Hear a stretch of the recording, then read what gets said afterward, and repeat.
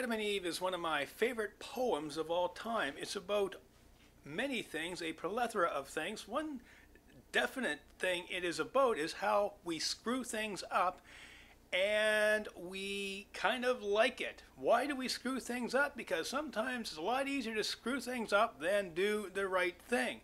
What happens after we screw things up? Well, what happens after we screw our lives up? What happens when we are a child and something happens to us?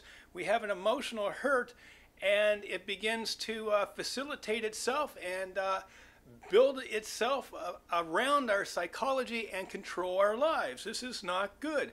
There is a verse in the Bible. The Bible says a dog always goes back to its vomit. And it's very similar in this respect.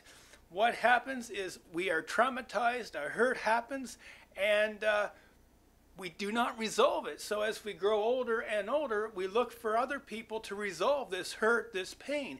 We go back to our vomit. We reenact what has happened to us. This is not good. This is a bad thing.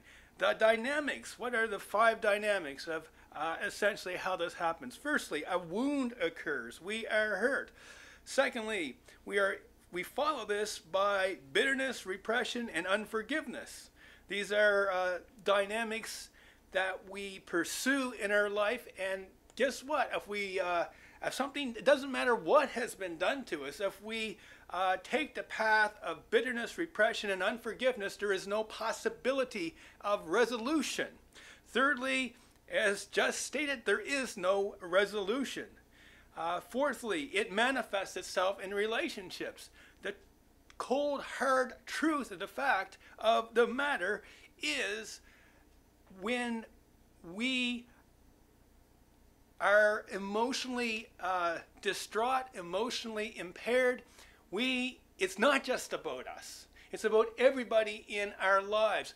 Everybody will be victimized by what we don't deal with in our own lives. We have to deal with our shit, essentially.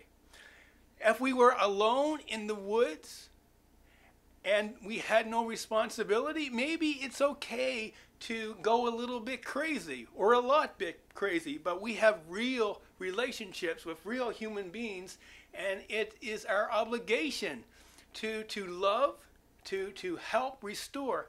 And this only happens as we allow bitterness and repression and unforgiveness to basically fall by the wayside so we can see clearly what the road ahead of us is. So a wound occurs. It is followed by bitterness, repression, unforgiveness. Secondly, thirdly, there's no resolution. Fourthly, it manifests itself in relationships. And fifthly, generic behavior. What do I mean by this?